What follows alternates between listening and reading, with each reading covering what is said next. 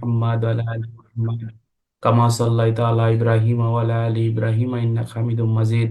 اللهم بارك على محمد وعلى آل محمد كما باركت على إبراهيم وعلى آل إبراهيم إنك حميد مجيد. صلى الله عليه وسلم صلى الله عليه وسلم. لا حول ولا قوة إلا بالله العلي العظيم. لا حول ولا قوة إلا بالله العلي العظيم. প্রিয় বন্ধুরা, আজকে আমরা বিশেষ কারণে সন্ধ্যায় ক্লাস নিচ্ছি। সবাইকে স্বাগতম। আমরা বর্তমানে পড়তেছিলাম দণ্ডবিধি আইন এবং পুলিশ আইন। তো দণ্ডবিধি আইনের আজকে ইনশাল্লাহ আমরা শেষের দিকে অল্প কিছু ধারা আছে, এগুলোর আলোচনা করবো ইনশাল্লাহ। এবং আমরা মূলত দণ্ডবিধি আইনে সম্পত্তির বিরুদ্ধে অপরাধ পড়তেছিলাম। সম্পত্তির বিরুদ্ধে অপরাধ দণ্ডবিধি আইনের 378 থেকে 462 খ পর্যন্ত আলোচনা করা হয়েছে। 378-এ চুরি, 378 থেকে 382 পর্যন্ত চুরি, 383 থেকে 389 পর্যন্ত বলপূর্বক আদায়, 390 থেকে 394 দস্যুতা, 391, 395, 96 ডাকাতি। হ্যাঁ, তারপর আছে 403 হচ্ছে অসৎভাবে সম্পত্তি আত্মসাৎ, 405 হচ্ছে অপরাধজনক বিশ্বাসভঙ্গ, 410-এ চোরাই মাল, 415 থেকে 420 পর্যন্ত হচ্ছে প্রতারণা, 425 থেকে 440 পর্যন্ত হচ্ছে অনিষ্ট সম্পর্কে আলোচনা করা হয়েছে। এই বিষয়গুলোর মধ্যে বারংবার যেটা পরীক্ষায় আসছে সেটা হচ্ছে এই যে চুরি, ডাকাতি, দস্যুতা, বলপূর্বক আদায়, এইগুলো বারবার পরীক্ষায় আসছে। ঠিক আছে। আর বিশেষ করে হচ্ছে আপনার এই যে ইয়াটা পরীক্ষায় মানে আসে নাই, অনিষ্টর বিষয়টা পরীক্ষায় কম আসছে, যেহেতু একটা আনকমন। এটা আমাদের একটু ভালো করে আপনাদেরকে জানার জন্য বলছিলাম যে অনিষ্টর বিষয়ে পরীক্ষায় আসতে পারে, এবং গত ক্লাসে আমরা অনিষ্টর বিষয়ে আলোচনা করছি। পাশাপাশি আমরা অপরাধমূলক অনধিকার প্রবেশ সম্পর্কে আলোচনা করছি। অপরাধমূলক অনধিকার প্রবেশ সংক্রান্তে দণ্ডবিধি আইনের এই 441 থেকে 462-র খ পর্যন্ত মূলত এই সম্পত্তি সংশ্লিষ্ট যে অপরাধগুলো সংগঠিত হয় এই মানে অনধিকার প্রবেশ সংশ্লিষ্টতার বিষয়ে, সেগুলো নিয়ে আলোচনা করছে। এখানে আমাদের এত বেশি মনে রাখা বা বেশি পড়ার কোনো কিছু নাই। জাস্ট আমরা অপরাধমূলক অনধিকার প্রবেশ এবং রাত্রিবেলায় অপথে গৃহ প্রবেশ, এই দুইটা তিনটা বিষয় একটু ভালো করে মনে রাখবো, আর বাকি যেগুলো আছে এগুলো আমরা পারবো। অপরাধমূলক অনধিকার প্রবেশের ইংরেজি হচ্ছে ক্রিমিনাল ট্রেসপাস। হ্যাঁ, ক্রিমিনাল ট্রেসপাস শব্দের অর্থ হচ্ছে অপরাধমূলক অনধিকার প্রবেশ। আমরা একটা জিনিস মনে রাখবো যে অপরাধমূলক অনধিকার প্রবেশ বলতে যদি কোনো ব্যক্তি অপর কোনো ব্যক্তির দখলীয় সম্পত্তিতে কোনো অপরাধ অনুষ্ঠানের অভিপ্রায়ে প্রবেশ করে উক্ত ব্যক্তিকে ভয়, ভীতি, অপমান বা বিরক্ত করে, তখন উক্ত ব্যক্তি অপরাধমূলক অনধিকার প্রবেশ করছে বলে গণ্য হবে। সহজ কথা হচ্ছে, যদি কোনো ব্যক্তি অপর কোনো ব্যক্তির দখলীয় সম্পত্তিতে প্রবেশ করে উক্ত ব্যক্তিকে ভয়, ভীতি, অপমান বা বিরক্ত সৃষ্টি করে, তখন উক্ত ব্যক্তি অপরাধমূলক অনধিকার প্রবেশ করছে বলেই গণ্য হবে। অপরাধমূলক অনধিকার প্রবেশের শাস্তি দণ্ডবিধি আইনের 447 ধারায় বর্ণনা করছে। অপরাধমূলক অনধিকার প্রবেশের ক্ষেত্রে যে বিষয়টা সবচেয়ে বেশি গুরুত্বপূর্ণ সেটা হচ্ছে যে অপরাধমূলক অনধিকার প্রবেশ অবশ্যই প্রত্যক্ষ হতে হবে। কি হতে হবে বন্ধুরা?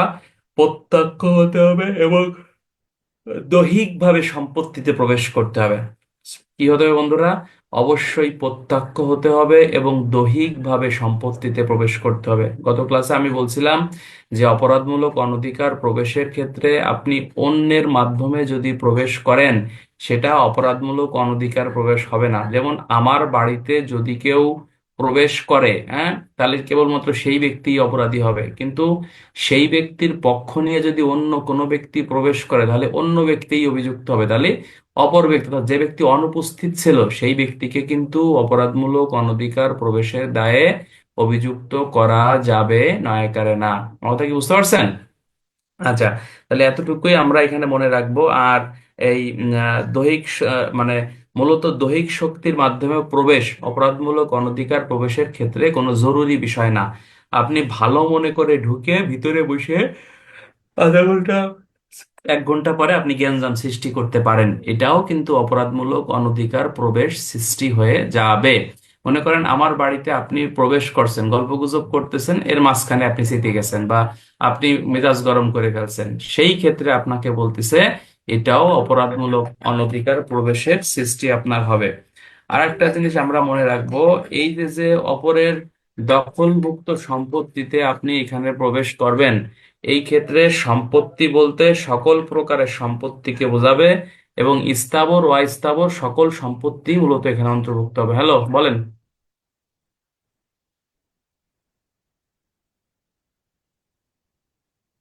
কি বলেন ভাই, সবাই ঢুকতে পারে? দাঁড়ান।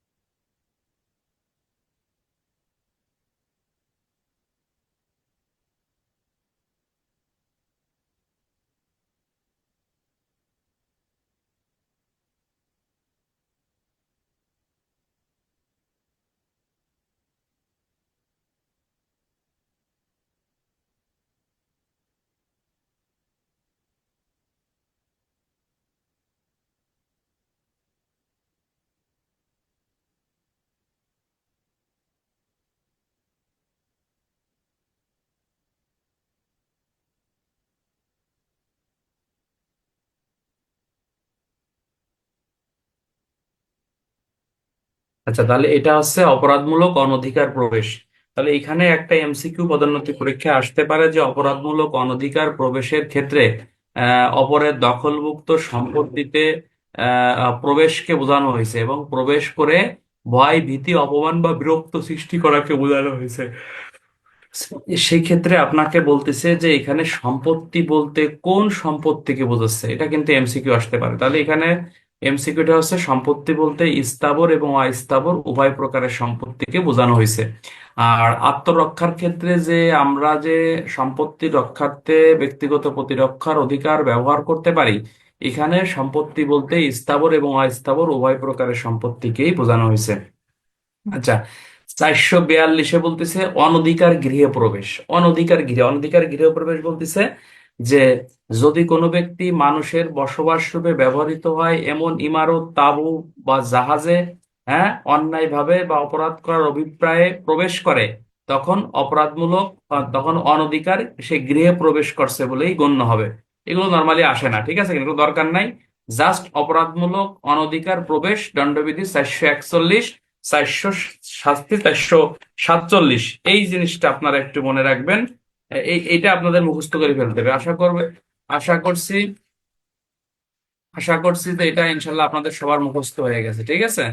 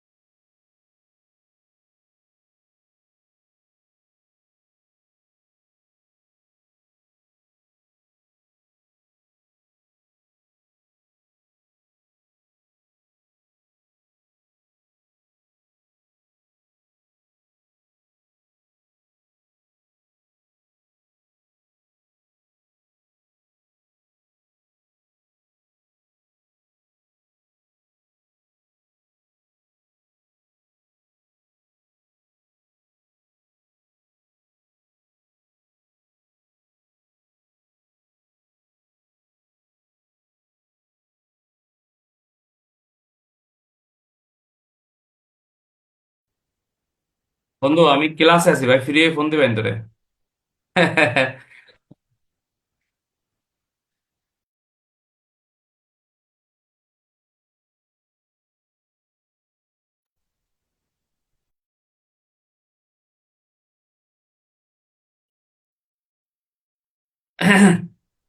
হ্যাঁ প্রিয় বন্ধুরা, সেক্ষেত্রে আপনার এই আমরা এখন যে জিনিসটা পড়বো এইটা কিন্তু পরীক্ষায় আসবে। আমি সবসময় আমার স্টুডেন্টদের আমি যেটা শিখেই, মানে পরীক্ষায় যেটা আসবে সেটা ভালো করে শিখতে হবে, ফাউজি ভালো মানে সময় নষ্ট করা যাবে না। আমরা এখন দণ্ডবিধি আইনের এই 445 ধারাটা আমরা দেখবো, যেখানে বলতেছে অপথে গৃহপ্রবেশ কত প্রকার। অপথে গৃহপ্রবেশ মানে কি?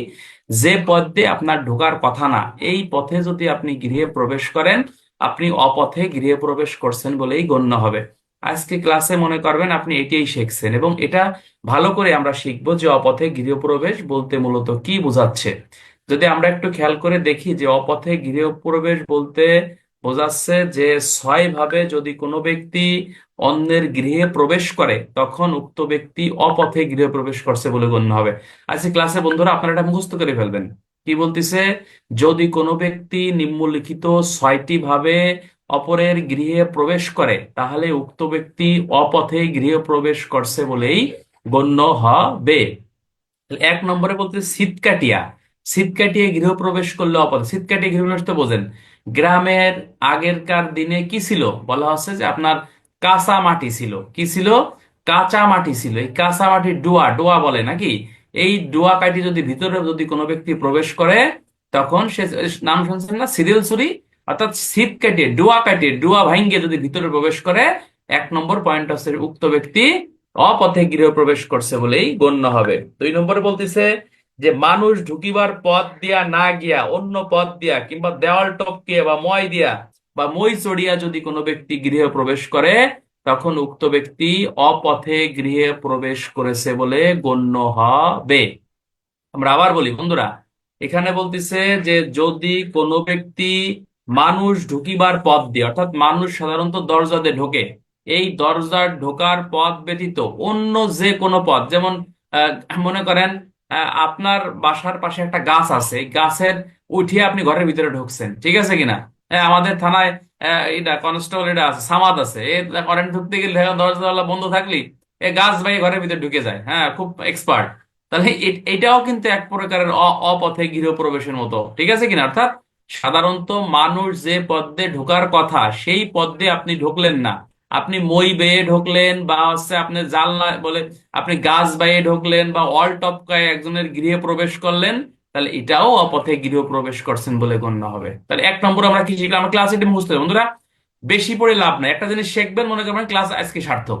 এটা পরীক্ষা আসবে, এবং পরীক্ষা অলরেডি কমসে কম 20 বার আসছে এটা, যে অপথে গৃহপ্রবেশ বলতে কোন কোন পথে গৃহপ্রবেশকে বোঝায়, বা অপথে গৃহপ্রবেশ বলতে কি বোঝায়। 5 মার্ক। এই 6টা পয়েন্ট লিখতে পারলেই পাসে পাস। পরীক্ষা এটা আসছে। যারা যারা নতুন তারা হয়তো জানেন না, কিন্তু যারা পুরন তারা সবাই জানেন যে এটা খুবই ইম্পর্টেন্ট। এক নম্বরে সিট কেটে, অর্থাৎ ডোয়া ছিদ্র করে, ডোয়া ডোয়া বলতে বলতে মানে যে মানুষের কাঁচা বাড়িতে যে ঘর দোর থাকে, এই ডোয়া ছিদ্র করে ঢুকলে এটা সিট কেটে প্রবেশ করা, ঠিক আছে কিনা? দুই নম্বরে বলতেছে যে মানুষ সাধারণত যে পথে ঢোকে এই পথ দিয়ে না ঢুকে দেওয়াল টপকিয়ে বা গাছে উঠে বা মই দিয়ে বা মইয়ের উপর চড়ে যদি কোনো ব্যক্তি গৃহে প্রবেশ করে, সেটাও অপথে গৃহ প্রবেশ করেছে বলে গণ্য হবে। তাহলে এক নম্বর, 2 নম্বর চলে গেল। 3 নম্বর বলছে যে পথ খোলা মালিকের, বাড়ির মালিকের অভিপ্রেত নয় সেই পথ খুলিয়া, ঠিক আছে কিনা? অর্থাৎ বলতেছে যে একটা পথ আটকানো আছে, যে পথটা খোলা বাড়ির মালিকের পক্ষে, মানে বাড়ির মালিক সাধারণত খোলে না, আপনি সেই পথ খুলে মনে করেন ঢুকছেন, তাহলে এটাও অপথে গৃহ প্রবেশ করছেন বলেই গণ্য হবে। এই যে আগেরকার দিনে মনে করেন যে আপনার এই যে পিছনের দরজা রাজা বাদশারা মনে করেন পালাই যাইতো, তারা ওটা সবসময় আটকায় রাখতো, ঠিক আছে কিনা? এখন আপনি ওই পিছনের দরজাই মনে করেন খুলছেন, খুলে ভিতরে আপনি ঢুকছেন, যেটা সাধারণত বাড়ির মালিক খোলে না। বা এটা ওটা দরজা ঠিক আছে, কিন্তু সচরাচর ওটা খোলা থাকে না, ওটা বন্ধ করাই থাকে। আপনি সেই দরজা খুলে আপনি ঢুকছেন, তাহলে এটাও আপনি অপথে গৃহ প্রবেশ করছেন বলে গণ্য হবে। তাহলে এক নম্বরে ছিট কেটে প্রবেশ করলে, 2 নম্বর আছে দেওয়াল টপকিয়ে মই দিয়ে ভিতরে প্রবেশ করলে, 3 নম্বর আছে যে পথ খোলা বাড়ির মালিকের পক্ষে অভিপ্রেত নয়, অর্থাৎ বাড়ির মালিক সাধারণত যে দরজা খোলে না সেই দরজা খুলে আপনি ঢুকছেন, ঠিক আছে কিনা? এটা অপথে গৃহ প্রবেশ। অর্থাৎ 3টে চলে গেল। 4 নম্বরে বলতেছে তালা ভাঙ্গিয়া বা তালা খুলিয়া। তালা ভাঙ্গিয়ে ঢুকলে অপথে গৃহ প্রবেশ বুঝলাম, তাহলে তালা খুলে ঢুকলে অপথে গৃহ প্রবেশ কেমবালা নাকি কিভাবে? বন্ধুরা কথা বলেন না। মনে করেন তালা, একজনের বাড়িতে তালা লাগানো আছে, এই তালা ভাঙ্গিয়ে আপনি ঘরের ভিতরে ঢুকে গেছেন, তাহলে আপনি অপথে গৃহ প্রবেশ। আবার বলতেছে তালা খুলেও যদি আপনি ঢোকেন, এটাও অপথে গৃহপ্রবেশ। কিরকম? মনে করেন আমার বাসার চাবি আমার কাছে থাকার কথা, নাকি কথা বলছেন কিনা? আমার বাসার চাবি আমার কাছে থাকার কথা, কথা ক্লিয়ার কিনা? এখন আমার বাসার চাবি যদি আপনার কাছে থাকে, এখন আপনি আমার ঘরে ঢোকার কথা না, এখন আপনি আমার ঘরের মধ্যে প্রবেশ করছেন, তাহলে বলতেছে যে আপনিও অপথে গৃহপ্রবেশ করছেন বলেই গণ্য হবে। তাহলে তালা ভাঙ্গে ঢুকলেও অপথে গৃহপ্রবেশ, আর যদি তালা খুলিও ঢোকেন তাও অপথে গৃহপ্রবেশ। তালা খুলে ঢোকা কিরকম বন্ধুরা? ওই যে যেটা আমি বললাম, যে আমার ঘরের চাবি আপনার কাছে থাকার কথা না, ঠিক আছে কিনা? আমার ঘরের মনে করে যে সোহেল আমার সামনে, সোহেলের বাসার চাবি কি আমার কাছে থাকার কথা? কথা না। তাহলে আমি যদি সোহেলের বাসার চাবি দিয়ে তালা তালা খুলে ফেলাই, তাহলে খুলে যদি ঢুকি, অর্থাৎ আমার ঢোকার কথা না তার ঘরে, তাহলে এটা অপথে গৃহপ্রবেশ। তাহলে আমার ক্লাসে ক্লাসে কিন্তু পড়া মুখস্থ হয়ে যাবে। এক নম্বরে সিট কাটিয়ে, দুই নম্বর আছে মই দিয়ে ভিতরে ঢোকা বা দেয়াল টপকিয়ে বা গাছ বেয়ে ভিতরে ঢোকা, তিন নম্বর আছে যে দরজা মালিক সাধারণত বন্ধ রাখে ওই দরজা আপনি খুলে ঢুকছেন, আর চার নম্বরে বলতেছে তালা খুলে বা তালা ভাঙ্গে। তালা খুলে মানে কি? তালা তালা ভাঙ্গে বা তালা ভাঙ্গে মানে তালা ভাঙ্গে আছেন, এটা নর্মালি অপথে গৃহপ্রবেশ, এটা সবাই বোঝে। কিন্তু তালা খুলে কিভাবে হয়? যার কাছে চাবি থাকার কথা না সেই চাবিটা তার কাছে আছে, তাহলে আপনি মনে করেন তালা খুলে ভিতরে ঢুকে গেলেন, তাহলে এটাও অপথে গৃহপ্রবেশ করছেন বলেই গণ্য হবে। বল প্রয়োগ করিয়া, আক্রমণ করিয়া বা ভয় দেখাইয়া। বল প্রয়োগ করিয়া মানে কি? আপনি আপনার দরজার সামনে দাঁড়ায় আছেন, তাকে ধাক্কা দিয়ে আপনি ভিতরে ঢুকে গেছেন, তাকে ভয় দেখায় আপনি ভিতরে ঢুকে গেছেন, তার প্রতি আক্রমণ করে আপনি ভিতরে ঢুকে গেছেন, তাহলে এটাও অপথে গৃহপ্রবেশ করছেন বলেই গণ্য হবে। তাহলে বন্ধুরা, হ্যাঁ, নকল চাবি। তাহলে এটা আমরা কি শিখলাম? এক নম্বরে সিট কেটে ভিতরে প্রবেশ করলে। দুই নম্বরে কি বলতেছে? দুই নম্বরে বলতেছে যে আপনার এই দেওয়াল টপকিয়ে মই দিয়ে ভিতরে ঢুকলে। তিন নম্বরে কি বলতেছে? মালিক যে পথ বন্ধ রাখে সেই পথ আপনি খুলে ঢুকে গেছেন। চার নম্বরে কি বলতেছে? চার নম্বরে বলতেছে যে তালা ভাঙ্গে বা তালা খুলিয়ে। কথা ক্লিয়ার কিনা? পাঁচ নম্বরে আপনাকে বলতেছে যে বল প্রয়োগ করে, আক্রমণ করে বা ভয় দেখিয়ে। হ্যাঁ, এইভাবে যদি আপনি ঢোকেন, এটা অপথে কি এই কিনা যে প্রশ্ন করলো যে এখান থেকে কি প্রশ্ন হতে পারে, তুমি কি ক্লাসে এখন ঢুকছো? কি বললাম? এখান থেকে প্রশ্ন হবে 5 মার্কের। মনে করেন এবছর আসার সম্ভাবনা 98%। যে অপথে গৃহপ্রবেশ বলতে কোন কোন পথে গৃহপ্রবেশকে বোঝায়, বা শুধুমাত্র অপথে গৃহপ্রবেশ বলতে কি বোঝায়, বা কোন কোন মাধ্যমে একজন ব্যক্তি অপর কোনো ব্যক্তির গৃহে প্রবেশ করলে সেটা অপথে গৃহপ্রবেশ। তখন এই 6টা পয়েন্ট তোমাকে লেখা লাগবে। অর্থাৎ এখানে ভুল করলে আবার এমসিকিউ আসতে পারে, অপথে গৃহপ্রবেশ বলতে কয় প্রকারের গৃহপ্রবেশকে বোঝায়, তাহলে 6 ভাবে প্রবেশ করলে সেটা অপথে গৃহপ্রবেশ। আর 6 নম্বর কি বলতেছে? যে আটকানো কোনো কিছুকে গিট খুলিয়া বা অন্য কোনো উপায়ে মুক্ত করিয়া, ঠিক আছে কিনা? আটকানো বা কোনো কিছুকে গিট খুলিয়া বা অন্য কোনো ভাবে মুক্ত করিয়া। দেখবেন এই যে আমি শ্রীপুর থানায় আছে, আমরা রাত্রেবেলা হরেন ঢুকতে গেলে বেশিরভাগ বাড়িতে মানে ইয়ে আছে, মনে করেন টিনের দরজা আছে, টিনের দরজা, ঠিক আছে কিনা? এইদিকে বেশিরভাগ গ্রাম অঞ্চল তো অনেক মনে করেন টিনের ঘর বাড়ি বেশি। ওরকম বিল্ডিং বিল্ডিং খুব কম আমার চোখে যেটা পড়ে আর কি। তাহলে এটা কিরকম মনে করেন? আপনার এই যে ই করে আরে এই দেখবেন যে বাড়িতে ঢোকার সময় টিনের একটা গেট থাকে, এই টিনের গেটটা মনে করেন সিটকিনি দিয়ে এরকম লাগানো থাকে অথবা রশি দিয়ে এরকম বাঁধা থাকে, ঠিক আছে? মূল বাড়িতে ঢোকার আগে বা বাঁধা থাকে। তাহলে এই যে যে বাড়ির যে কোনো আটকানো কিছুকে গিট খুলিয়া বা অন্য কোনো উপায়ে মুক্ত করিয়া আপনি যদি কারো গৃহে প্রবেশ করেন, তাহলে এটাও অপথে গৃহ প্রবেশ করছেন বলেই গণ্য হবে। আমি কি বোঝাতে পারছি ভাই? হ্যাঁ। তাহলে এক নম্বরে আমরা কি শিখলাম? সবাই বলেন, আমাদের ক্লাসে এটা মুখস্থ হয়ে যাবে। এক নম্বর আছে সিট কেটে প্রবেশ করলে। দুই নম্বর আছে মই দিয়ে বা আছে দেওয়াল দেওয়াল টপকিয়ে বা গাছ বাইয়ে কারো বাড়িতে প্রবেশ করলে। তিন নম্বরে বলতেছে মালিক যে পথ বন্ধ রাখছে, হ্যাঁ, সেই পথ আপনি খুলে ঢুকে গেছেন। চার নম্বরে আপনাকে বলতেছে যে আপনার তালা ভাঙ্গে বা তালা খুলিয়ে। অর্থাৎ তালা ভাঙ্গে তো সবাই বোঝে, তালা খুলে কিরকম? নকল তুলে নকল নকল তালা দিয়ে আপনি দাবি বানায় আপনি খুলিয়ে লাইছেন। শ্রীকান্তর বাড়ির তালা চাবি আমার কাছে থাকার কথা না, কথা। আমি থাকি মাগুরায়, তাহলে সে থাকে মনে করেন যে সিএমপি তে থাকে, তাহলে আমি যদি তার তালা চাবি কোনোভাবে পাইয়ে যাই বা নকল তালা বানায় ভিতরে ঢুকে যাই, তাহলে এটাও অপথে গৃহপ্রবেশ করছে বলেই গণ্য হবে। 5 নম্বরে বলতেছে বল প্রয়োগ করে, আক্রমণ করে বা বলতেছে যে আপনার ভয় ভীতি দেখাইয়ে। হ্যাঁ, তুই সর, তোর গেটের সামনে সর, তোর ভিতরে আমি ঢুকবো এখন। হ্যাঁ, তোর আক্রমণ করলাম, ঠিক আছে কিনা? তুই যদি গেটের দ্বারাতে না সরিস তোকে কিন্তু মারি ফেলাবানি, এই ভয় দেখায় আমি ঢুকে গেছি, তাহলে এটাও অপথে গৃহপ্রবেশ। 6 নম্বর যেটা বলতেছে যে আটকানো কোনো কিছুর গিট খুলে বা বলতেছে যে অন্য কোনো উপায়ে মুক্ত করে, ঠিক আছে কিনা? সেই ক্ষেত্রে আপনাকে বলতেছে আপনি অপথে গৃহপ্রবেশ করছেন বলেই বেসিক্যালি আপনার গণ্য হবে। আচ্ছা, এই অপথে গৃহপ্রবেশের শাস্তি দণ্ডবিধি আইনের কোন কোন ধারায় বেসিক্যালি আপনাকে বলতেছে, সেটা আমরা যদি একটু দেখি, সেটা দণ্ডবিধির এই 400 আর 52 থেকে, হ্যাঁ, 453 থেকে মূলত 453 থেকে 458 পর্যন্ত বিভিন্নভাবে অপথে গৃহপ্রবেশের শাস্তি আছে। এত কথার দরকার নাই, যা আসবে তাই শিখি, বেশি পেঁচায়েন না। আসবে হচ্ছে অপথে গৃহপ্রবেশ বলতে কি বোঝায়, অথবা কোন কোন ভাবে অপথে গৃহপ্রবেশ হতে পারে, অথবা কোন কোন মাধ্যমে একজন ব্যক্তি অপরের গৃহে প্রবেশ করলে সেটা অপথে গৃহপ্রবেশ। অবশ্যই লিখবেন 453 থেকে 458 পর্যন্ত অপথে গৃহপ্রবেশের শাস্তি উল্লেখ রয়েছে। ঠিক আছে কিনা আমি কই আগে। আর মূলত রাত্রে বেলায় যদি কোনো ব্যক্তি অপথে গৃহে প্রবেশ করে, অর্থাৎ কারো বাড়িতে রাত্রে বেলায় এমন অপথে গৃহে প্রবেশ করে, 454। আর দিনের বেলায় যদি রাত্রে অপথে গৃহে প্রবেশ করে, 457 ধারা মোতাবেক তার বিরুদ্ধে আইনগত ব্যবস্থা গ্রহণ করা হয়ে থাকে। এত কিছু দরকার নাই, বেশি পেছানো যাবে না, সহজ জিনিসটা আমরা শিখে ফেললাম। আমরা কি ক্লিয়ার এই বিষয়টা? তাহলে আমরা এই সেশন থেকে দুইটা তিনটা জিনিস শিখছি। অনেকের মন ভরতেছে না যে স্যার স্যার কেন সব ধারা পড়াচ্ছে না। সব ধারা দরকার নাই, যেটা বলতেছি ইনশাল্লাহ মানেন, এইগুলোই আসবে পরীক্ষায়। একটা হচ্ছে যে অপরাধমূলক অনধিকার প্রবেশ কি, শাস্তি কি, বা অপরাধমূলক অনধিকার প্রবেশের সংজ্ঞা লেখো, উপাদান লেখো, অনুষঙ্গ লেখো, অপরাধের প্রমাণ লেখো, যেটা দণ্ডবিধি 441, শাস্তি 47। আর একটা জিনিস আমরা শিখলাম, অপথে গৃহপ্রবেশ কি, বা অপথে গৃহপ্রবেশ কোন কোন মাধ্যমে হতে পারে, সেটা দণ্ডবিধি 445 বলতেছে নিম্নলিখিত 6 ভাবে যদি কোনো ব্যক্তি প্রবেশ করে সেটা অপথে গৃহপ্রবেশ। এই সাইফুল, তুমি এটাকে ওই যে আমার বই থেকে এটাকে কপি করে সবার একটা পিডিএফ করে দেবে, 6 ভাবে সবাই মুখস্থ করে ফেলবা, ঠিক আছে কিনা? আগামীকালকে বাড়ির কাজ থাকবে 6টা পয়েন্ট লেখা, সবাই লিখবেন। আমি কোনো ফাউল জিনিস লেখাই না, যেটা পরীক্ষায় আসবে সেটাই লেখাচ্ছি আমি। সুতরাং এটা আমরা পরেও লেখাবানি, বাট আমি আমি মনে করবো যে আজকের ক্লাসটা এখানে সার্থক হবে যে 6টা পয়েন্ট আপনাদের মুখস্থ থাকে। ঠিক আছে, আমার নোটে এটা আছে যে অপথে গৃহপ্রবেশ। সাইবুল একটু কাট করে সবাইকে দিয়ে দেবো এটা। আচ্ছা, আমরা বেশি ধারা যাব না। আমরা এখন সরাসরি চলে যাব, সরাসরি চলে যাব দণ্ডবিধি আইনের এই যে যে 400, আপনাকে বলতেছে যে 61 এবং 462, এই দুটো ধারা আমরা একটু দেখি বন্ধুরা।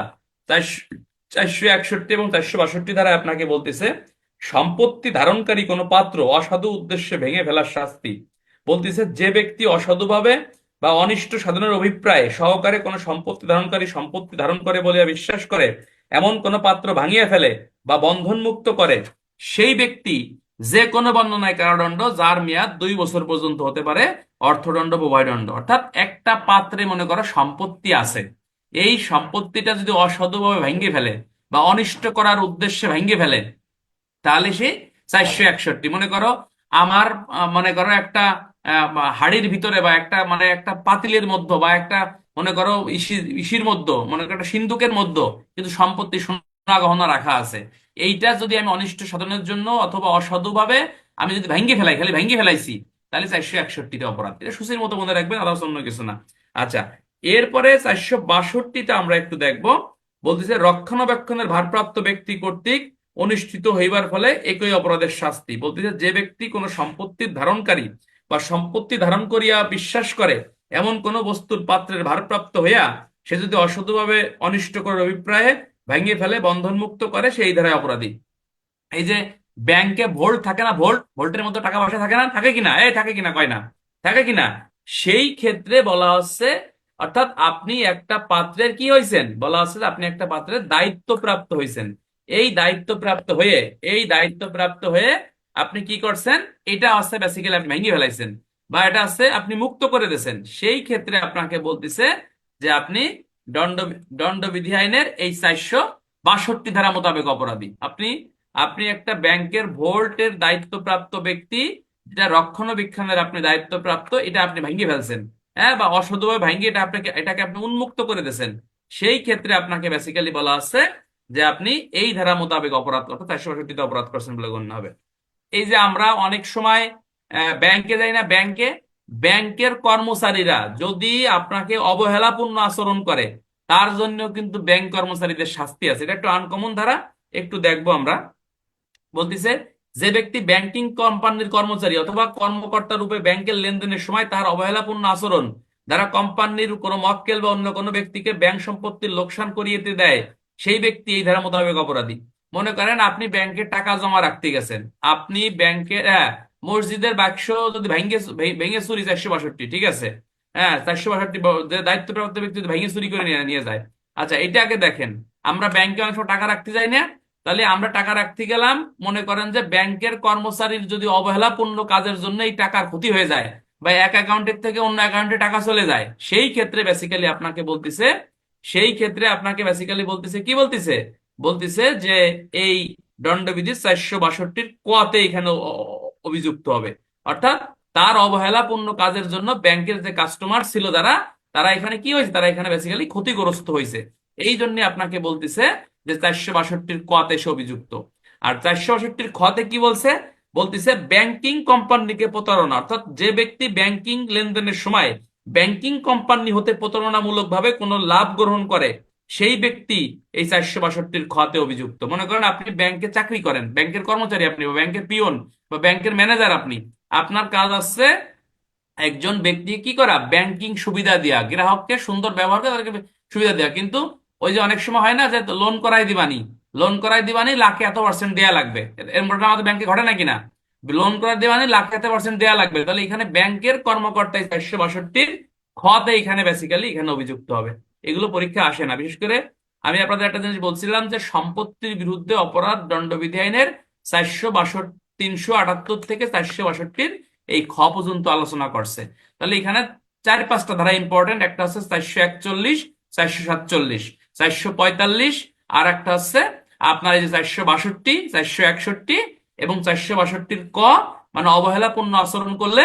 আর 462 খতে হচ্ছে প্রতারণার মাধ্যমে ব্যাংকের কোনো কর্মকর্তা যদি লাভবান হয়, ঠিক আছে কিনা, 462 খ ধারা মোতাবেক এখানে সে অভিযুক্ত। গত বছরের আগের বছরে একটা এমসিকিউ আসছিল, সম্পত্তির বিরুদ্ধে অপরাধ দণ্ডবিধি আইনের কোন কত থেকে কত পর্যন্ত আলোচনা করছে। তাহলে এটা আলোচনা করছে বেসিক্যালি 378 থেকে এই 462 খ পর্যন্ত আপনাকে আলোচনা করছে। আমরা ক্লিয়ার ভাই ইনশাল্লাহ? সবাই পড়েন লা হাওলা ওয়ালা কুওয়াতা ইল্লা বিল্লাহিল আলিয়্যিল আযীম। অনেকে ভাবতেছেন যে আমি তো কালকে ভর্তি হয়েছি, আমি কি এগুলো আর পাবো না? এই দণ্ডবিধি কার্যবিধি আমরা বারবার পড়াবো, ঠিক আছে ইনশাল্লাহ, সবই আমরা প্রথম থেকে আবার পড়াবানি, টেনশনের কিছু নাই, কথা বলেন না।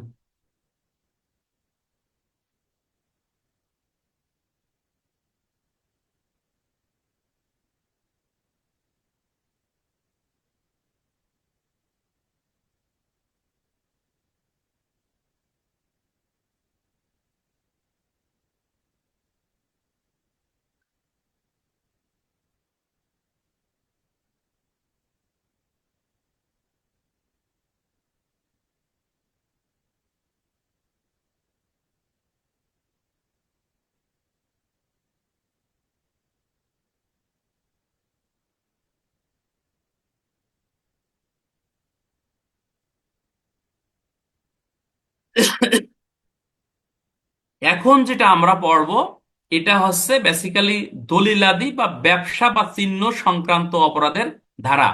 এবং আমরা যে জালিয়াতির ইংরেজি আছে ফোরজারি। জালিয়াতির ইংরেজি কি বন্ধুরা? জালিয়াতির ইংরেজি আছে ফোরজারি।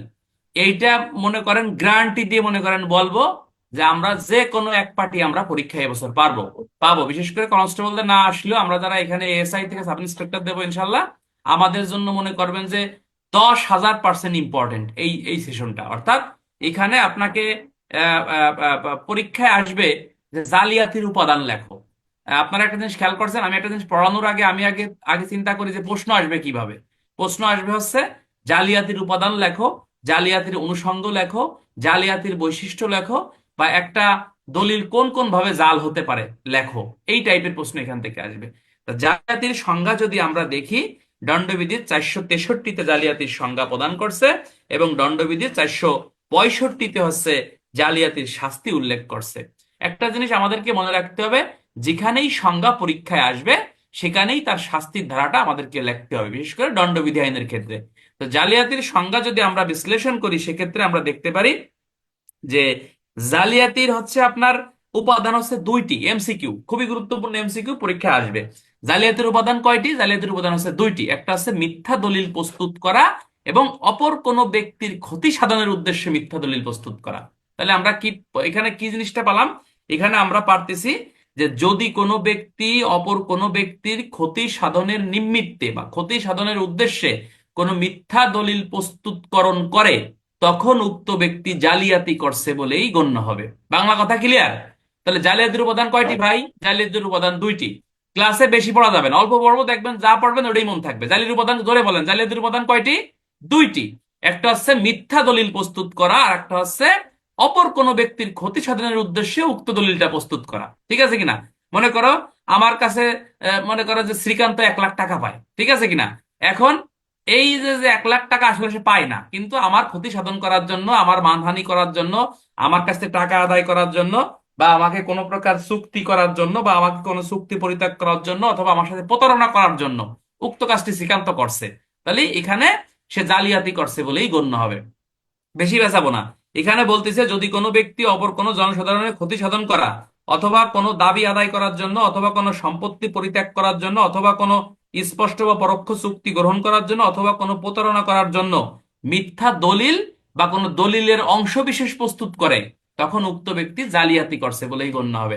তাহলে এমসিকিউ আসতে পারে, জালিয়াতি দণ্ডবিধির কয় ধারা? 463। জালিয়াতির শাস্তি কত ধারা? 465। জালিয়াতির উপাদান কয়টি? উপাদান দুইটি। ঠিক আছে কিনা? জালিয়াতির ক্ষেত্রে কি প্রস্তুত করা হয়? মিথ্যা দলিল প্রস্তুত করা হয়। আর কি প্রস্তুত করা হয়? মিথ্যা দলিলের অংশ বিশেষ প্রস্তুত করা হয়। কি উদ্দেশ্যে করা হয়? অপর কোনো ব্যক্তির ক্ষতি সাধনের উদ্দেশ্যে করা হয়। আর কি উদ্দেশ্যে করা হতে পারে?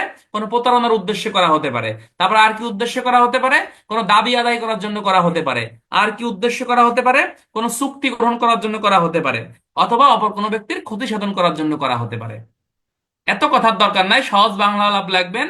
যদি কোনো ব্যক্তি অপর কোনো ব্যক্তির ক্ষতি সাধন করার উদ্দেশ্যে অথবা প্রতারণা করার উদ্দেশ্যে কোনো মিথ্যা দলিল বা দলিলের অংশ বিশেষ প্রস্তুত করে, তখন উক্ত ব্যক্তি জালিয়াতি করছে বলে গণ্য হবে। ক্লিয়ার? সংখ্যা 463, 465। এত সহজ করে বললাম, বুঝতে কারো অসুবিধা হয়েছে ভাই?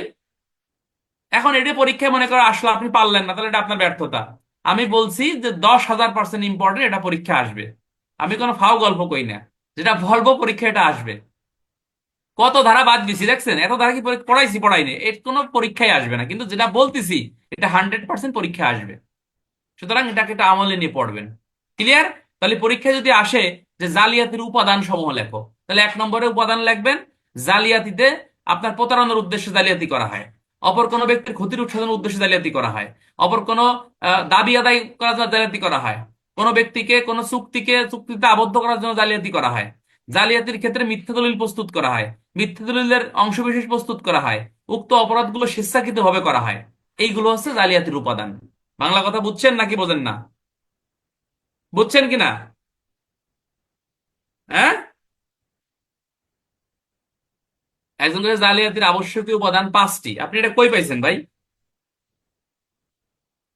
আপনার কাছে ভাষ্য আছে, ঠিক আছে, ভাষ্যতে এই যে যে কথাগুলো 5টা উপাদানের কথা বলছি, এই যে যে ভুয়া দলিল বা ভুয়া দলিলের অংশবিশেষ প্রস্তুত করতেছেন, এই প্রতিটা জিনিসের কথা আপনার একই। এক আপনি যদি এইগুলো না লিখে যদি আপনার মতো লেখেন যে যদি কোনো ব্যক্তি অপর কোনো ব্যক্তির ক্ষতি করার জন্য বা অপর কোনো ব্যক্তির সাথে প্রতারণা করার জন্য, ঠিক আছে, কোনো মিথ্যা দলিল বা মিথ্যা দলিলের অংশবিশেষ প্রস্তুত করে, তখন উক্ত ব্যক্তি জালিয়াতি করছে। যদি এই এই যে 5টা উপাদান আপনি বলছেন, ঠিক আছে না, আপনার কথাও সঠিক। সেজন্য ভাষ্যতে বলতেছে ক্ষতি করার জন্য, দাবি আদায় করার জন্য, দাবি পরিত্যাগ করার জন্য, কোনো চুক্তি গ্রহণ করার জন্য, কোনো প্রতারণা করার জন্য, অর্থাৎ এইগুলো। তাহলে আমরা এত কথা না লিখে সহজ সহজ ভাবে যদি আমরা কই অপর কোনো ব্যক্তির ক্ষতি করার জন্য বা অপর কোনো ব্যক্তির কাছ থেকে দাবি আদায় করার জন্য, আরো যদি সহজ করে কই অপর কোনো ব্যক্তিকে হয়রানির জন্য, হ্যাঁ, মিথ্যা দলিল বা দলিলের অংশবিশেষ প্রস্তুত করলে, তখন সেটা জালিয়াতি করছে বলেই গণ্য হবে। বেশি বেশি কথা বলে মাথা ব্যথা করে আমার। এখন যেটা বলবো, দণ্ড, যদি প্রশ্ন আসে যে ক নামক ব্যক্তিকে জালিয়াতির অপরাধে অভিযুক্ত করতে গেলে কোন কোন বিষয়গুলো প্রমাণ করতে হবে বন্ধুরা, তখন এই যে যে এই বিষয়গুলো লিখে দিলি, তখন জালিয়াতির উপাদানগুলো প্রমাণ আপনার হয়ে যাবে। ক্লিয়ার? জালিয়াতির অপরাধে কোনো ব্যক্তিকে অভিযুক্ত করতে গেলে কোন কোন বিষয়গুলো প্রমাণ করতে হবে, তখন এই বিষয়গুলো যখন আপনি প্রমাণ লিখে দেবেন, আপনার উত্তর শেষ। লা হাওলা ওয়ালা কুওয়াতা ইল্লা বিল্লাহিল আলিয়্যুল আযীম। হাসবুনাল্লাহু ওয়া নি'মাল ওয়াকিল, নি'মাল মাওলা ওয়া নি'মান নাসির। কথা বুঝছেন? অনুষঙ্গ চাইলেও কি একই লিখবে? হ্যাঁ, অনুষঙ্গ চাইলেও আপনি একই লিখবেন। আমি আবার কই, কোন জিনিসের উপাদান কোন জিনিসের বৈশিষ্ট্য, কোন জিনিসের অনুষঙ্গ, কোন জিনিসের প্রমাণ একই কথা। প্রমাণও যা, অনুষঙ্গও তা, উপাদানও তা। ক্লিয়ার? আশা করবো আর বেশি কথা বাড়ানো যাবে না। বেশি আমি 2 ঘন্টা ধরে বক বক করলাম, কিছুই শিখলাম না, লাভ হল না। তাহলে আজকে আমরা কিন্তু 2-3টা জিনিস শিখে ফেলছি। একটা হচ্ছে অপরাধমূলক অনধিকার প্রবেশ শিখছি, আর একটা শিখছি আছে আপনার অপথে গৃহপ্রবেশ শিখছি, এখন শিখতেছি জালিয়াতি। ঠিক আছে কিনা? ক্লাসে কিছু গুরুত্বপূর্ণ টপিক শিখলেই শেষ, বেশি পড়া লাগে না। পরবর্তীতে আমরা চলে যাব লা হাওলা ওয়ালা কুওয়াতা ইল্লা বিল্লাহিল আলিয়্যিল আযীম। একটা হাদিস বলবো। আল্লাহ রাসূল সাল্লাল্লাহু আলাইহি ওয়াসাল্লাম বলছে, কেউ যদি আল্লাহর প্রতি তাওয়াক্কুল করে এবং আল্লাহর প্রতি এমন ভাবে বিশ্বাস স্থাপন করে যে আল্লাহ আপনাকে রক্ষা করবে, বা আপনি সেটা ইস্তেগফার পড়ে এবং যদি সুবহানাল্লাহি ওয়া বিহামদিহি সুবহানাল্লাহিল আযীম পড়ে। কখন পড়তে হবে? সূরা তাহা সম্ভবত 30 নম্বর আয়াতে বলা আছে যে সূর্য উঠার আগে এবং সূর্য ডুবার আগে আপনাকে ইস্তেগফার পড়তে হবে। ঠিক আছে কিনা? বলতেছে যে পাখিকে যেভাবে আমি রিজিক দেই, আমি মানুষকেও ঠিক ওইভাবে রিজিক দেব। এই কোন জাতিকে আল্লাহ পাক মান্না এবং সালোয়া, আকাশ থেকে ওই যে মাংস এবং রুটির ব্যবস্থা করে, জানেন? এটা বই পড়েন?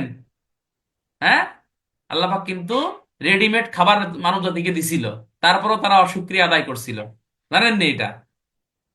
প্রথম থেকে কিন্তু এই কৃষিকাজ এগুলো এগুলো ছিল না। হ্যাঁ, আসমান থেকে কিন্তু খাবার আসছিল মানবজাতির জন্য। এটা এটা জানেন হয়তো। আচ্ছা, তাহলে রাসূলুল্লাহ সাল্লাল্লাহু আলাইহি ওয়াসাল্লাম বলতেছে যে যদি মানুষ তাওয়াক্কুল করে, তাওয়াক্কুল মানে হচ্ছে আল্লাহ ভীতি অর্জন করে, তাহলে বলতেছে যে আমি মানুষকে, এই পাখিকে যেভাবে খাবার দেই, আমি মানুষকেও ঠিক সেভাবে রিজিকের ব্যবস্থা করবো, আপনি চিন্তাই করতে পারবেন না। ঠিক আছে? এবং মানুষের ধারণাতীত, অর্থাৎ মানুষ তার ধারণাও নাই যে আমি এইখান থেকে তাকে রিজিক দেব। ঠিক আছে? বিশ্বাস করেন না? বিশ্বাস করে দেখেন, ফল পাবেন। আচ্ছা, আবার কই। এখন চলো জনপ্রিয় 464 দ্বারা। 464 দ্বারা খুবই গুরুত্বপূর্ণ একটা সেশন, এটা আপনাকে মনে রাখতে হবে যে একটা দলিল সাধারণত কয় ভাবে নকল করা যায়। এমসিকিউ, কয় ভাবে নকল, জোরে বলেন কয় ভাবে? একটা দলিল 3 ভাবে নকল করা যায়। জোরে বলেন কয় ভাবে, আরো জোরে, কয় ভাবে? 3 ভাবে।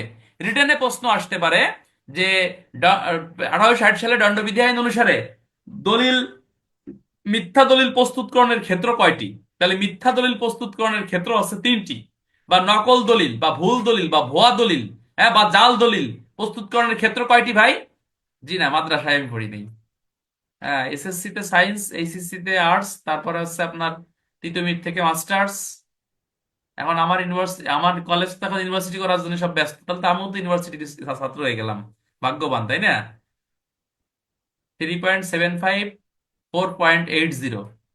আর ওই যে মাস্টার্স না কি কয়, সেকেন্ড ক্লাস, তা তো ভালো স্টুডেন্ট আমি, বুঝলেন নাই? মোটামুটি। এসএসসি তে হলো 3.75, আর ইন্টারমিডিয়েট হলো 4.80। আর এটা এই যে কি বলে এটা, ডিগ্রি না কি কয়, এটা তো খালি যে ভর্তি হয়ে গেছি আর আইসি, পরে পরীক্ষা দিছি। আচ্ছা, এখান থেকে পরীক্ষা আসতে পারে যে মিথ্যা দলিল প্রস্তুতকরণের ক্ষেত্র কয়টি, রিটেন, এটাও আমরা ক্লাসে মুখস্থ করে ফেলবো, রিট পরীক্ষা আসবে। পড়েন। মিথ্যা দলিল প্রস্তুতকরণের ক্ষেত্র 3টি। কয়টি ভাই? মিথ্যা দলিল প্রস্তুতকরণের ক্ষেত্র আছে 3টি। ঠিক আছে কিনা? মিথ্যা দলিল প্রস্তুতকরণের ক্ষেত্র কয়টি? 3টি। বা নিম্নলিখিত 3 ভাবে একটা দলিল মিথ্যা প্রস্তুতকরণ করা হয়েছে বলে গণ্য হবে। 1 নম্বরে বলতিছে, কোন দলিল বা কোন দলিলের অংশবিশেষ এমন কোন ব্যক্তি কর্তৃক তার কর্তৃত্ব বলে প্রস্তুত, স্বাক্ষরিত বা সিলমোহরকৃত হয়েছে, আসলে ওই ব্যক্তি সঠিক ব্যক্তি না। তাহলে এই দলিলটা মিথ্যা দলিল হিসেবেই গণ্য হবে। এটা কি বলছেন নাকি বোঝেন নাই? অর্থাৎ আপনি দলিলটা এমন ভাবে প্রস্তুত করছেন যে দলিলটা যিনি স্বাক্ষর করছে বা যিনি প্রস্তুত করছে, আসলে তিনি প্রকৃত ব্যক্তি না। মনে করো যে তুমি ঢাকায় একটা জমি কিনছো, 5 কাঠা জমি কিনছো। তোমার জমিতে যে ম্যাজিস্ট্রেট স্বাক্ষর করছে, অথবা যিনি, যার কাছ থেকে জমিটা আপনি ক্রয় করছেন, ওই দলিলে যার স্বাক্ষর আছে, যে ম্যাজিস্ট্রেট স্বাক্ষর করছে বা যিনি উক্ত দলিলে হস্তাক্ষর নেছে, আসলে তারা কেউই কোনো প্রকৃত ব্যক্তি না। তাহলে এই দলিলটা জাল দলিল। বাংলা কথা বুঝছেন? অর্থাৎ যে দলিলটা প্রস্তুত করা হয়েছে, যে দলিলে যাদের স্বাক্ষরটা আছে, ওই ব্যক্তিরা প্রকৃত ব্যক্তি না। তাহলে ওইটাই হচ্ছে জাল দলিল করা হয়েছে বলেই গণ্য হবে। ক্লিয়ার? তাহলে 1 নম্বর পয়েন্ট চলে গেল। বলতেছে যদি কোনো দলিল বা দলিলের অংশবিশেষ এমন কোনো ব্যক্তি কর্তৃক প্রস্তুতকৃত, স্বাক্ষরিত বা সিলমোহরকৃত বা সম্পাদিত, হ্যাঁ, যে ব্যক্তি আসলে প্রকৃত ব্যক্তি না, ভুয়া ব্যক্তি। ঢাকার শহরে এরকম ভুয়া ব্যক্তি বহুত মনে করেন দেখবেন। বহুত মানে অনেক ঘুরছি এটা জমি কেনার জন্য, কিন্তু আসল ভালো জমির কাগজ খুব কম পাওয়া যায়। তারপর আলহামদুলিল্লাহ শুক্রিয়া হয়েছে, তো বিষয়টা হচ্ছে যে এরকম হচ্ছে আপনার কি বলতিছে যে আপনার এমন একজন ব্যক্তি দলিলটা প্রস্তুত করছে, তারপর হচ্ছে সম্পাদন করছে বা স্বাক্ষর করছে, আসলে সেই ব্যক্তিটা প্রকৃত ব্যক্তি না। ঢাকা শহরে বেশিরভাগ দেখবেন আপনি 500 দলিল দেখবেন, তারপরে একটা দলিল ভালো পাবেন। ঢাকা শহরের নিয়ম কি জানেন? অনেক দিন রয়েছি, প্রায় 15 বছর ঢাকা শহরে। ঢাকা শহরের নিয়ম হচ্ছে মানুষ যদি ক্যান্সার হয়ে মরে যায়, যে মরে যাচ্ছে তারপরে ভালো জমিটা কেউ বেচে না, ভাবে যে আমার সাল মেয়ে খাইবে না বা আমার নাতিপোতা খাইবে না। যেটা মনে করেন কিনে বিপদে পড়ছে, আর দখলে রাখতে পারতেছে না, বা কিনে কেনার পরে বসছে যে ঝামেলা, ওটাই বেচার জন্য সবাই পাগল হয়ে যায়। কথা বুঝছেন? এটা কাগজপাতি যেটা সঠিক আছে, সেটা যদি মালিক ক্যান্সার হয়ে মরে যায়, তা ওই জমি বেচতে চায় না কেউ। কথা বুঝছেন? লা হাওলা ওয়ালা কুওয়াতা ইল্লা বিল্লাহিল আলিয়্যিল আযীম। বেশিরভাগই ভুয়া, বেশিরভাগ। 500 কাগজ দেখার পরে একটা কাগজ হয়তো ভালো পাবেন আপনি। তাহলে 1 নম্বরে আমরা কি শিখলাম? সবাই মুখস্থ করে ফেলি বন্ধুরা। 1 নম্বর হচ্ছে আপনি এমন একটা দলিল প্রস্তুত করছেন, যে দলিল যিনি প্রস্তুত করছে, সম্পাদন করছে, স্বাক্ষর করছে, আসলে কেউই সেই দলিলের প্রকৃত ব্যক্তি না। তাহলে এটা হচ্ছে ভুয়া দলিল। 2 নম্বরে কি বলতিছে? যে কোন দলিল তৎকর্তৃক বা অপর কোন ব্যক্তি কর্তৃক সম্পাদিত হইবার পর আইনানুগ কর্তৃত্ব ব্যতিরেকে অসাধুভাবে প্রতারণামূলকভাবে কর্তন করিয়া বা পক্ষান্তরে উহার কোনো গুরুত্বপূর্ণ অংশ পরিবর্তন করিয়া, হ্যাঁ, সে ব্যক্তি জীবিত হোক বা মৃত হোক, সেই ক্ষেত্রে সেটা আপনার ভুয়া দলিল করা হয়েছে বলেই গণ্য হবে। এটা মনে হয় আপনারা কেউ বোঝেন নাই। মনে করেন আপনি একটা দলিল মনে করেন করছেন, যার কাছ থেকে মনে করেন জমিটা আপনি কিনছেন, ওই ব্যক্তির নামের আগে মোহাম্মদ নাই, ঠিক আছে কিনা? কিন্তু আপনি ওই ব্যক্তি দলিল করার সময় মোহাম্মদ লাগাই দলিল করছেন। একজনের পিতার নাম আব্দুল কুদ্দুস আমিন, ঠিক আছে কিনা? ওই খালি পিতার নাম লেখছেন হচ্ছে আব্দুল কুদ্দুস আমিন টুক আপনি লাগান নেই। অর্থাৎ এই যে ঘষা মাজা করছেন, পরিবর্তন করছেন, আংশিক পরিবর্তন করছেন। আমার কথা কি বুঝছেন নাকি বোঝেন না? একজনের পিতার নাম আছে রুহুল আমিন, ঠিক আছে কিনা? খালি আপনি লেখছেন আছে রুহুল। এই যে যে ঘষা মাজা আপনি করলেন, হালকা একটু পরিবর্তন করছেন, এটাও জাল দলিল এই দলিলটা কিন্তু সঠিক, কিন্তু তারিখ মারিখ সবকিছু ঠিক আছে, কিন্তু ভিতরে মালিকের আংশিক পরিবর্তন হয়ে গেছে। যার কাছ থেকে কেনছেন, তার বাপের নাম, দাদার নাম, নিজের নামের ওখানে হালকা আকার রস্বীকারে আপনি পরিবর্তন করে দিয়েছেন, এটাও জাল দলিল হিসেবে গণ্য হবে। তাহলে 1 নম্বর কি ভাই? আপনি এমন একটা দলিল প্রস্তুত করছেন, আসলে সেই দলিলের প্রকৃত ব্যক্তিগণ না, ঠিক আছে কিনা? 2 নম্বর আছে দলিল ঘষা মাজা করে আংশিক পরিবর্তন করছেন, ঠিক আছে কিনা? এটাও জাল। 3 নম্বরে বলতেছে অসাধুভাবে প্রতারণা করে জানে অপর কোনো ব্যক্তি স্বাক্ষর সিলমোহর করতে বাধ্য করে, ঠিক আছে কিনা? সেই ক্ষেত্রে এটা মিথ্যা দলিল বা জাল দলিল করা হয়েছে বলে গণ্য হবে। খুবই গুরুত্বপূর্ণ কথা।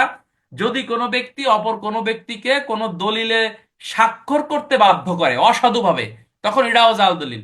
বাংলা সিনেমায় দেখেন না, মদ খাইয়ে স্বাক্ষর করে এখানে।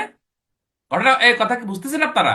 এই যে যে একজন ব্যক্তিকে বাধ্য করছেন স্বাক্ষর করার জন্য, মদ্যপান করাইয়ে বা পিস্তল ঠেকাইয়ে বা অন্য কোনো ভাবে ভয় ভীতি দেখাইয়ে অসাধুভাবে উক্ত কাজটি আপনি করছেন, তাহলে এটাও আপনার কি জাল দলিল হিসেবেই গণ্য হবে। বন্ধুরা, তাহলে আমরা এখানে 3টে জিনিস আমরা শিখলাম, যে নিম্নলিখিত 3 ভাবে যদি কোনো ব্যক্তি কোনো দলিল প্রস্তুত করে, তাহলে সেই দলিলটা জাল দলিল। 1 নম্বরে কি ভাই? জোরে বলেন। 1 নম্বর আছে যে ব্যক্তি যে দলিলটা প্রস্তুত করছে, যে দলিলে যে ব্যক্তি স্বাক্ষর করছে, সিল মোহর দিছে বা সম্পাদন করছে, আসলেই সে ব্যক্তি প্রকৃত ব্যক্তি না, এটা জাল দলিল।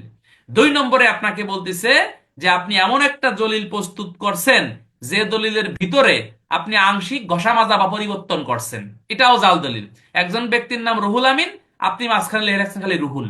একজন না ব্যক্তির নামের আগে মোহাম্মদ নাই, আপনি মোহাম্মদ দিয়ে আপনি মনে করেন দলিলটা করে ফেলাইছেন। কথা বুঝছেন? যাতে কেউ ধরতে না পারে, হালকা পরিবর্তন, হালকা পরিবর্তন, তাহলে এটা জাল দলিল।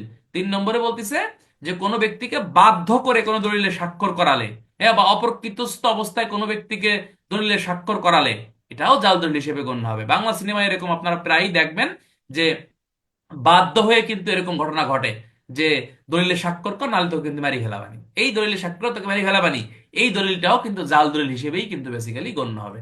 তাহলে আমরা কি বুঝতে পারছি ভাই? বেশি পড়া যাবে না, যেটা পড়বো পরীক্ষায় এটা আসতে হবে। প্রশ্ন আসতে পারে রিটেনে, যে কোন কোন পদ্ধতিতে জাল দলিল প্রস্তুত হতে পারে, বা জাল দলিল প্রস্তুতের ক্ষেত্র সমূহ লেখো। পারবেন না? আসলে হাতুস করেন, পারবেন তো নাকি? রিটেনে হাতুস করেন, বলেন পারবেন? এই পারবেন? এই যে সোহেল রানা, বাশার আহমেদ, রিপন, এমডি সেলিম রেজা, পারবেন কিনা?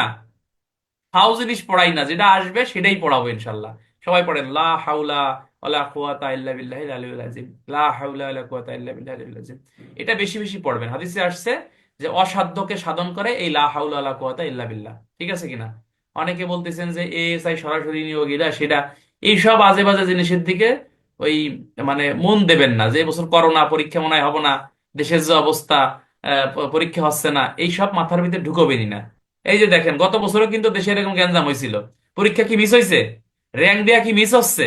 সুতরাং কি হবে না হবে হোলি সবার জন্য হবে ভাই। শুধু এই ক্লাসে তো মেয়ে মানুষ না, নাহলে কিন্তু ওই অন্য একটা কথা বলতাম, এটা মেয়ে মানুষের জন্য বলতে পারতেছি না, বুঝছেন?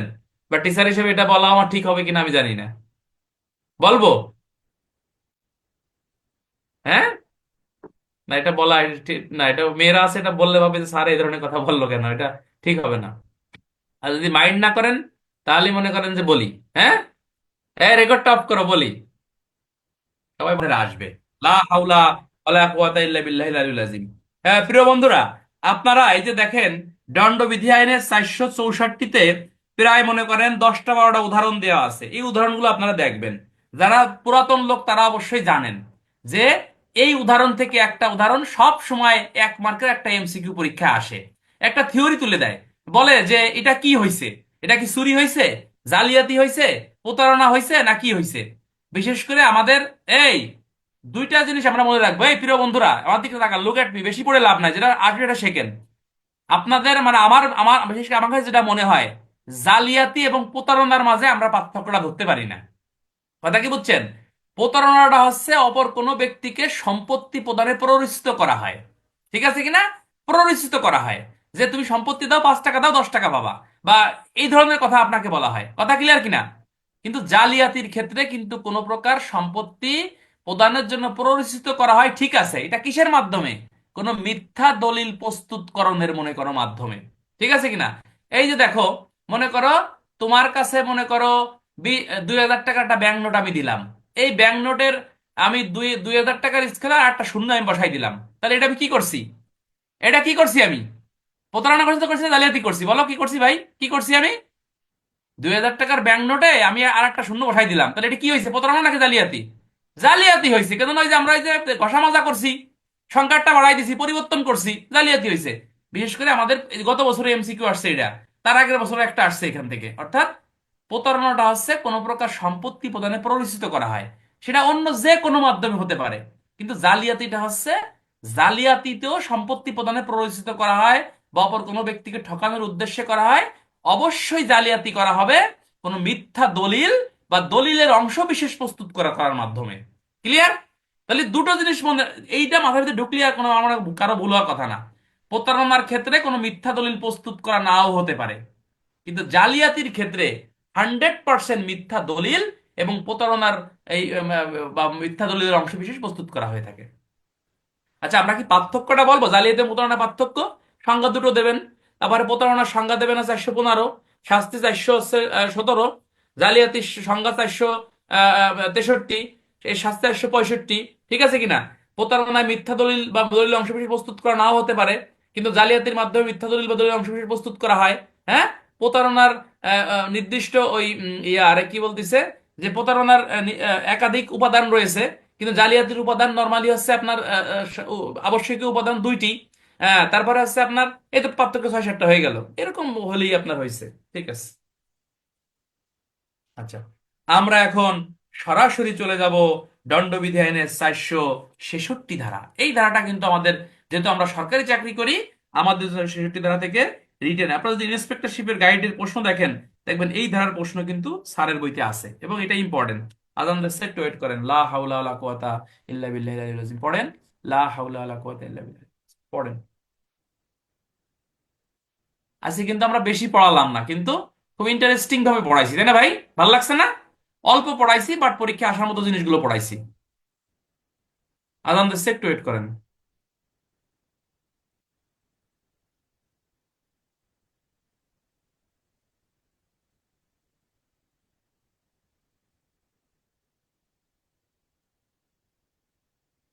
100% কালকে কিন্তু ক্লাস আছে রাত 8টায়। কয়টায়? রাত 8টায় অবশ্যই ক্লাস আছে ইনশাল্লাহ। ঠিক আছে।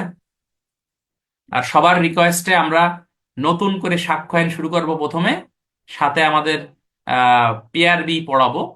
আর যদি আপনারা চান পুলিশ আইনটা আবার পড়া পড়ায়, দরকার 2বার পড়াই। পিআরবিটা আমরা রোজার মাঝে পড়বো ইনশাল্লাহ। আমাদের সাক্ষ্য আইন চলবে এবং হচ্ছে পুলিশ আইন পড়বো, ঠিক আছে।